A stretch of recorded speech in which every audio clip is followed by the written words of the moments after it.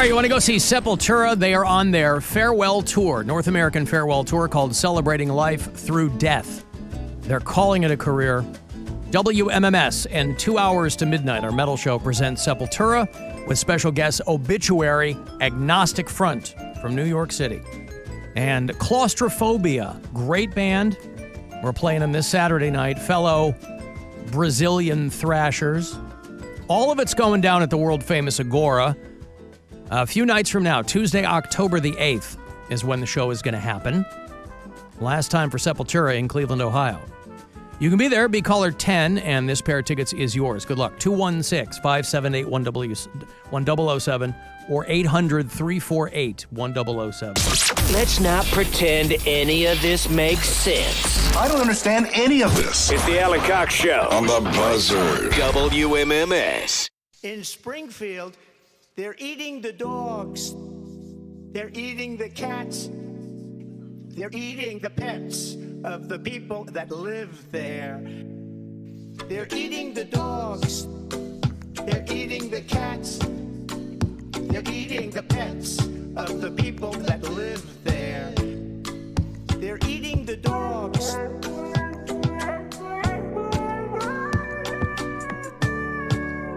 Boy, this thing blew up. Have you seen this on YouTube? They're eating the cats. No. I think I've heard it on TikTok, but I don't think I've seen it. This artist is a guy from South Africa who put this song together, a little reggae riff on a guy named David Scott.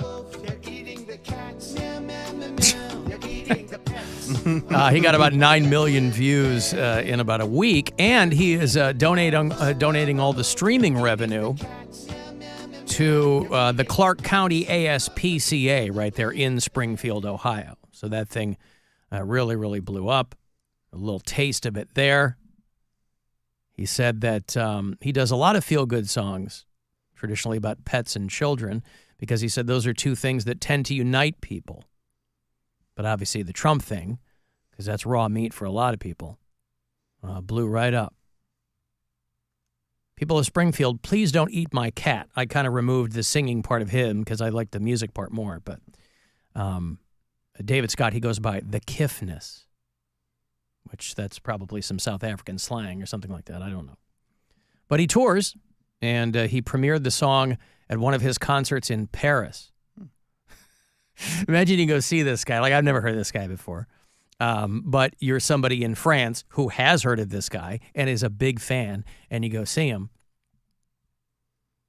And premieres that one right there. So anyway, stream it, and the money that he gets, you'll contribute to the Springfield, Ohio, Clark County ASPCA.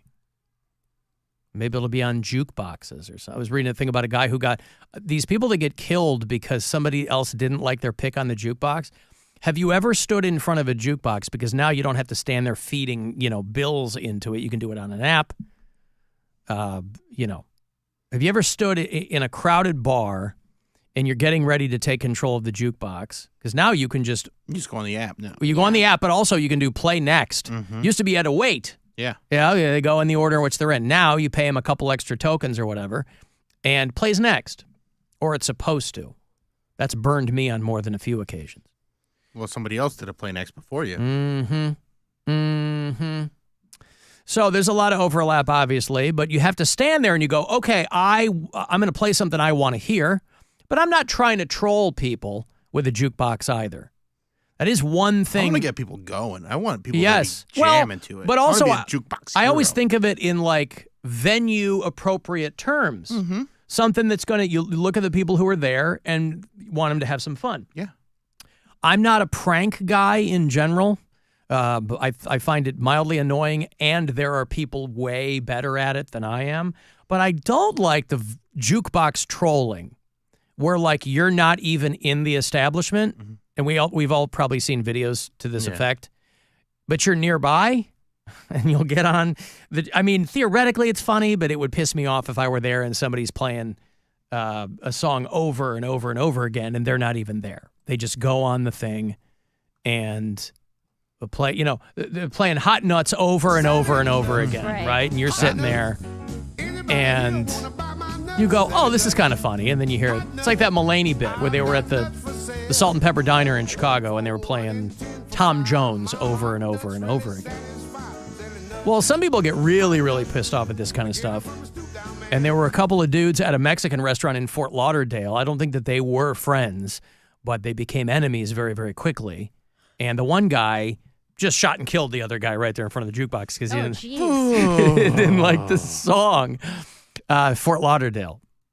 1:30 in the morning. Now, you got to take into extra account the time of day because people have probably been partying. The reason that you are in a Mexican restaurant or any restaurant at 1:30 in the morning is because you really got to eat something because you've probably been drinking all night.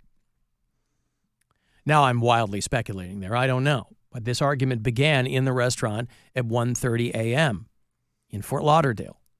There were two guys who got into an argument because one of them played a song on the jukebox and the other guy was pissed off.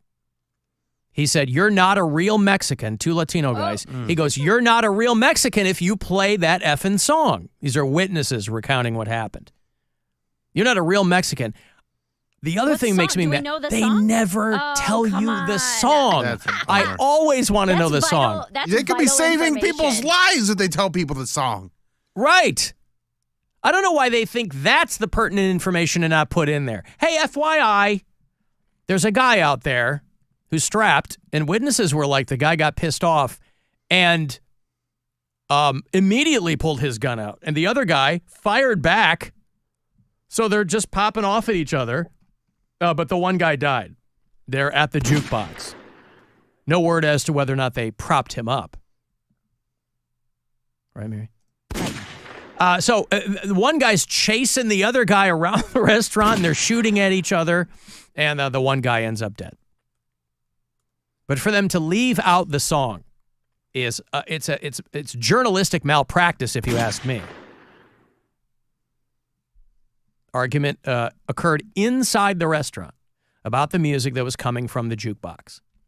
The victim is 54-year-old Socorro Camacho.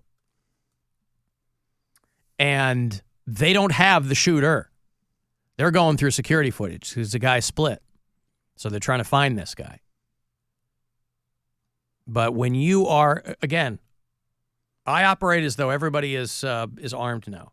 So you kind of, if you're a jukebox aficionado, if you're somebody who really considers yourself, like Bill said, you fancy yourself a jukebox hero, boy. Mm-hmm.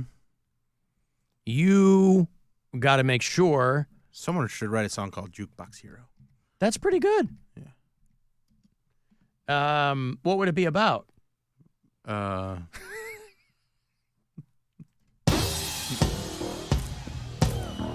You tell me.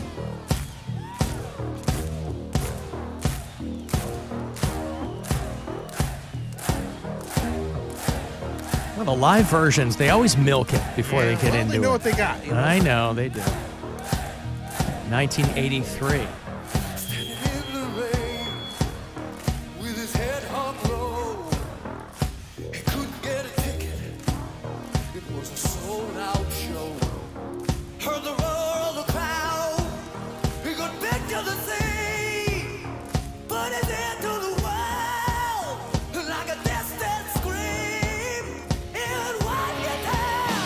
That Lou Graham boy, he could really belt it out. I'm hearing that he is going to show up at the Rock and Roll Hall of Fame induction. Foreigner getting in a couple of weeks. October 19th is that Rock Hall induction for this class, and they've started to trickle out the names of the people who are going to be there, because it's not just obviously the people getting inducted, it's the guests and the inductors and other people performing.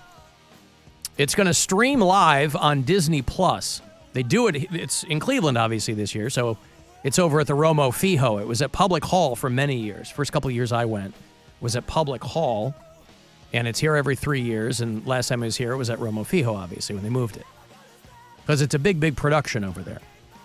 HBO did it, and now, because these companies are all owned by, it's Disney and Hulu and ABC and blah, blah, blah. But it'll be live the night of, 7 Eastern on Disney Plus. And then ABC chops it up and they give you kind of a more condensed version. Sammy Hagar will be there. He is going to be inducting Sammy Hagar is going to induct Jimmy Buffett, I believe. He's dead. I'm sorry? He's dead. Yes, he is. But Sammy Hagar Did is they still... know that? Sammy Hagar is still alive. Well, there are always posthumous inductees. I'm just letting them know. Yeah. I hope somebody told them.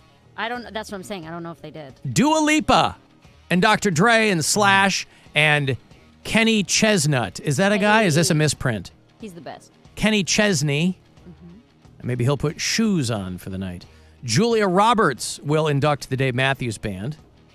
The Roots will be there. Demi Lovato. Ooh, hacha, hacha.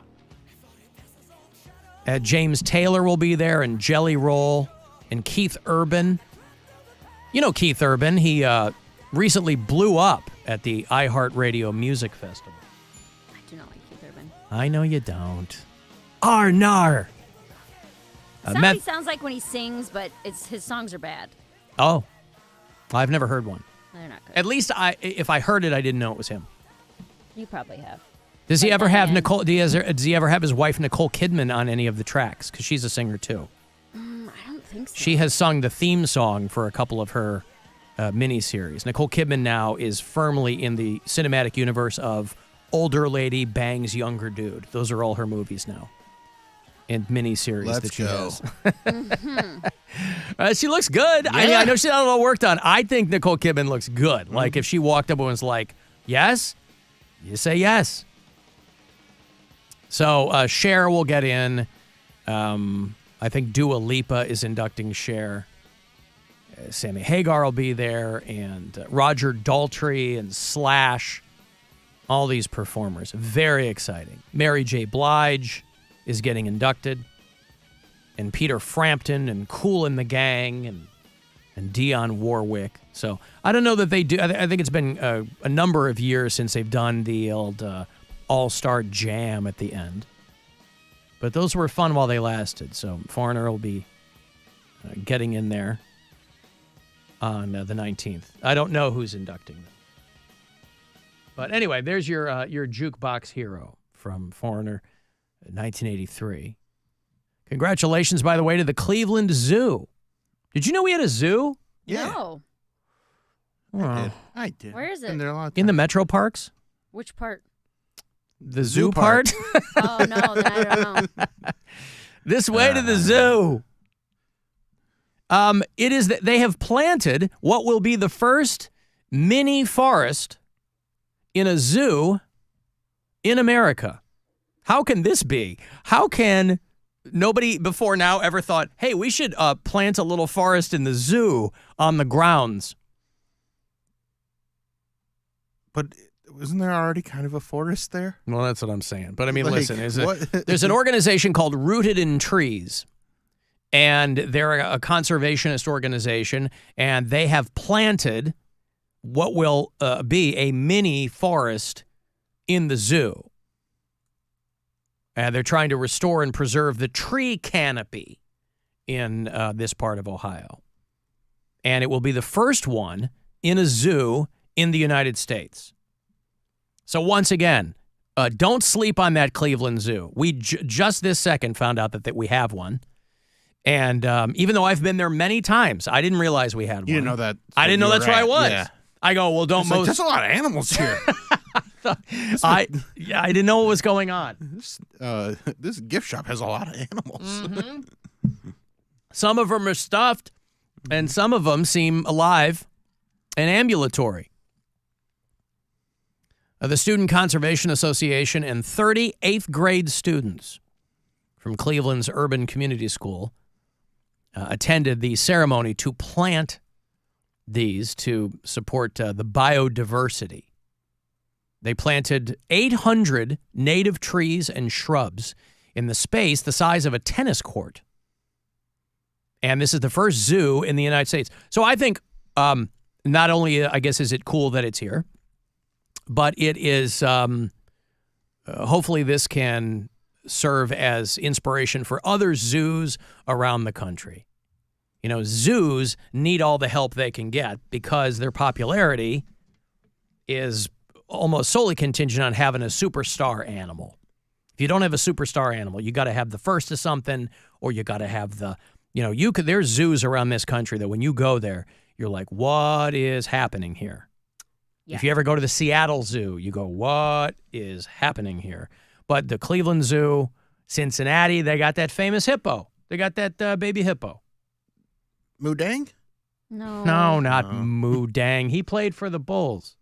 No, that's the wild thing. I'm sorry? Nothing. Where is that hippo? I see the headlines about this cute little hippo. Where is it, Mudang's though? in Korea. Oh, Korea. Something All right. like that. Or at least an Asian country. One of them. But I love Mudang. I mean, Fiona, is that the one that's... Fiona. Fiona is the one at the Cincinnati Zoo, yeah. Like a hippo. Mm-hmm. But, it's inspirational, right? Mm-hmm. For other zoos to look at this and say, oh, my goodness. Good for them. Alan, I bet that song was Despacito that got that guy killed. You're not a real Mexican if you like Despacito. Maybe. Would be but the guy that did Despacito, he wasn't Mexican, was he? Wasn't it Bieber? Huh? Wasn't that a Bieber song? Well, that was a collab, but it was Luis Fonsi or one of those guys, which is one of Henry Winkler's alter egos. Despacito? No. Yeah, Despacito is a Luis Fonsi song, and he's Puerto Rican. Don't call a Puerto Rican guy Mexican. Oh. That will get you shot. I think they threw Bieber in to get people to pay attention to it stateside, but it's a good song. I mean, you hear it without Bieber, and you're like, oh, this song's a great song. Alan, I like to take over the touch tones and play an hour and a half of Wesley Willis. But see, this is what I'm talking about. Don't do that because you're going to get... It looks like a rat's nest. Right. Do something about your mullet. Get out the hair clippers, jerk. Yeah. Imagine this for 90 minutes. Yeah. You can't play this at the Parma Tavern, all right? I mean, disrespectful. Now, if I'm there doing the Cox Out pregame, of course, I'm going to love Wesley Willis, Get R.I.P. that crazy ass mullet off your skull. Yeah. Take your ass to the barber shop. Tell the barber that you're sick of looking like an asshole. Cut the mullet. Cut the mullet. He's trying to tell you that if you've got a mullet, you should probably cut it. Yeah. But Is he's that not what that was about? he's not alive to tell you anymore. And that's how one person may interpret it. But I think it's more abstract than that. Tom in Canton said he used to play a 19-minute version of a Grateful Dead song to troll people on the jukebox. You know, Phil Hanley is going to be here a little bit later on. He's doing the Weekend at Hilarities, and he's a huge Grateful Dead fan. But even I wouldn't play a 19-minute version of the song and then start talking to him. Maybe I should do that, right? Have a conversation off the air while the Grateful Dead... Yeah. 2-minute interview. Mm-hmm. Alan, I'm guilty of that. I played Inagata DeVita 7 times, and I don't feel bad because the owner of the bar is a real prick. Then why were you at the bar? Tried to hit me, and I'm a chick who's 5'1". Well, I assume that maybe this is a case where you're not there. You're doing it from the app somewhere else. Like you can do it, right? Maybe. Nearby. Mm-hmm. Yeah. It's like Grindr for jukeboxes. Hey, there's a jukebox 500 yards from you. Cincinnati Zoo also had Harambe. Is that where Harambe was? The Yeah. Cincinnati? Oh, I don't remember that. Yep. I know that was 7 years ago. I just saw something pop up about Harambe, but I guess I didn't realize it was at the Cincinnati Zoo. Yep, Cincinnati. But, you know, Cleveland Zoo had the baby gorilla, and now it's got the mini forest, and it's on the come-up. The hippo is in Thailand, people are saying. Okay, Thailand. All right. Luol Deng. The No, cute Mudang. I'm sorry? Mudang, bouncy pork. Love her. Is that what they call the hippo? That's what it means. See, that's another... animals are so cute when they're small, but then, like, hippo is the most... It's the deadliest animal on the planet, right? It just murders this is people. a pygmy hippo. I know, it's cute. Oh, so it's only going to get so big? Is that what it's it not is? going to get as big as like a regular hippo. I see. So not as dangerous. It's like when you're watching that chimp crazy thing over on HBO. These people that they treat chimps like their children.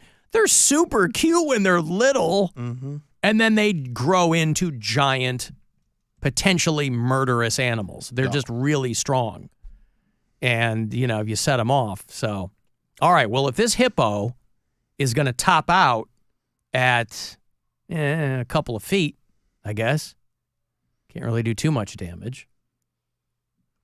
I've got to take a break. Want to go see Everclear? Art Alexakis and the boys are headlining the tour that's going to come through and bring them to the House of Blues. They got Marcy Playground and Jimmy's Chicken Shack with them. You're going to party like it's 1997. It's going to be October 16th at the House of Blues. If you want to go, I'll hook you up coming back.